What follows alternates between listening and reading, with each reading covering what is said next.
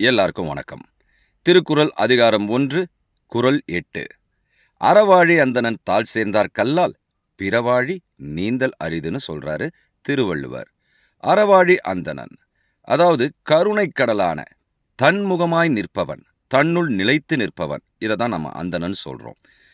அறவாழினா கருணைக் கடல் அவன். கருணை இருந்தாலே எல்லா அறங்களும் தேடி வரும். அதுபோல் கருணைக் கடலான தன்முகமாய் நிலைத்து நிற்பவனை, தன்னுள் நிலைத்து நிற்பவனை நாம் வணங்கினால் நிச்சயமா இந்த பிறவி என்னும் பெருங்கடல், அதாவது துன்பமும் இன்பமும் மாறி வர இந்த மாயக்கடலை நீந்தி கடப்போம்னு சொல்லுது.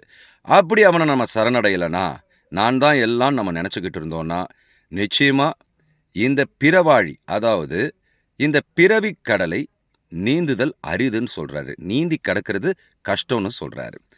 அதனால ஏன் அந்த அறவாழி அந்தனுடைய தாள் பணிய வேண்டும்? ஏன்னா, அவன்தான் எல்லாவற்றிற்கும் மூலவன். இந்த உலகம் தோன்றுவதற்கு காரணமாய் இருந்தவன்.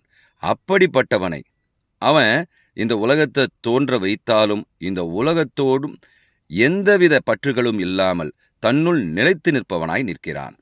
அந்த நிலைத்து நிற்பவனாய் நாம் சரணடைந்தால், அதாவது அவனுக்குள்ள நம்ம ஒன்றிட்டோம்னா, நாமும் நமக்குள் நிலைத்து நிற்பவனாய் ஆவோம். இந்த துன்பம், இன்பம்னு மாய உலகத்துக்குள்ள சிக்கி நாம சீரழிய மாட்டோம்.